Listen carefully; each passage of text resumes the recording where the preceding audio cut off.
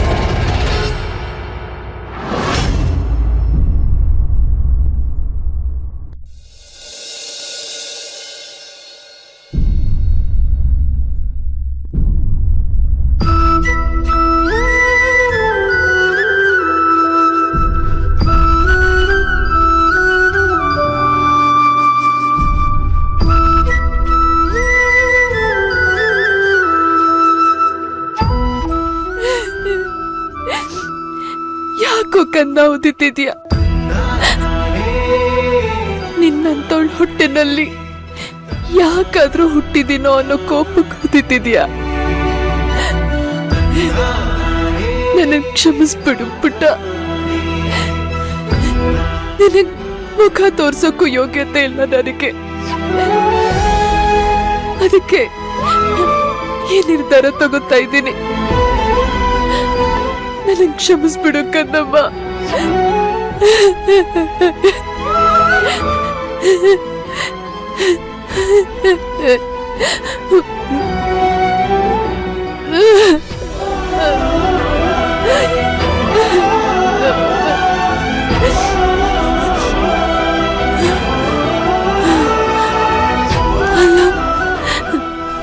ನಾನ್ ತಪ್ಪು ಮಾಡಿದ್ದೀನಿ. ನಾನೇನೋ ಸಾಯೋದ್ರಲ್ಲಿ ಒಂದರ್ಥ ಇರುತ್ತೆ,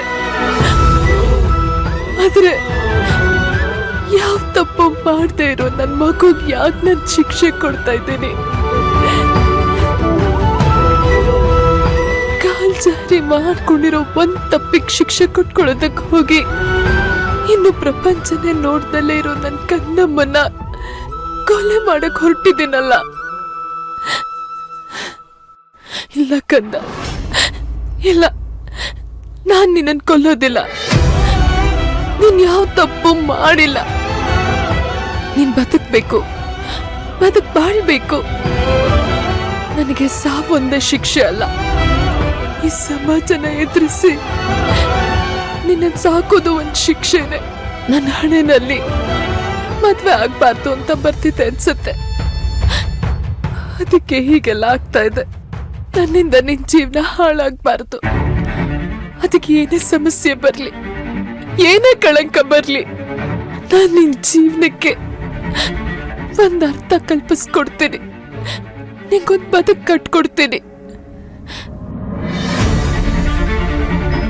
ನಾನು, ನೀನು, ತಾತ 3 ಜನನು ಇಲ್ಲಿಂದ ತುಂಬಾ ದೂರ ದೂರ ಹೋಗಿ ಬದುಕೋಣ, ಸರಿನಾ?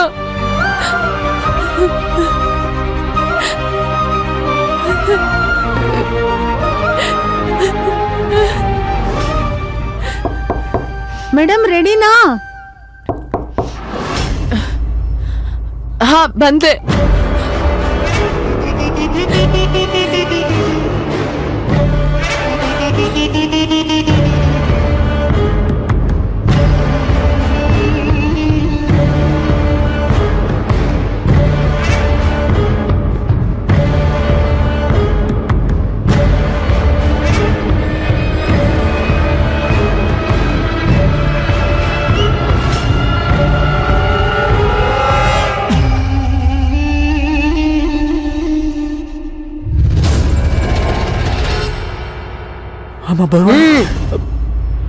ಹತ್ತೋ,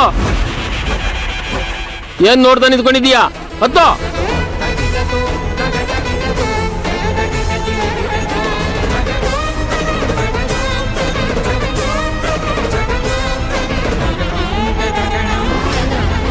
ನಡಿಯೋ.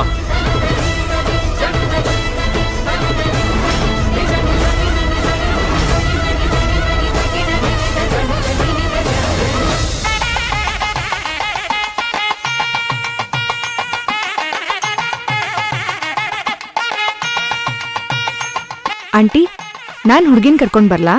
ಭೈರವಿ ಹೋಗಿದಾಳಲ್ಲ, ಕರ್ಕೊಂಡ್ ಬರ್ತಾಳೆ ಬಿಡಮ್ಮ.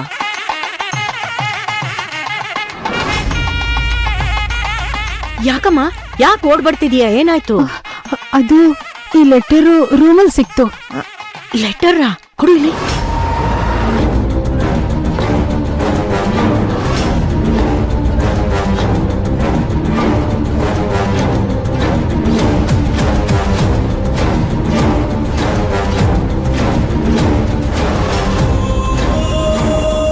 ಅಮ್ಮ, ಏನಾಯ್ತು? ಹೋಯ್ತು, ನಮ್ಮ ಮಾನ ಮರ್ಯಾದೆ ಎಲ್ಲ ಹೋಯ್ತು. ಏನಾಯ್ತು ಅಂತ ಸರಿಯಾಗಿ ಹೇಳಮ್ಮ.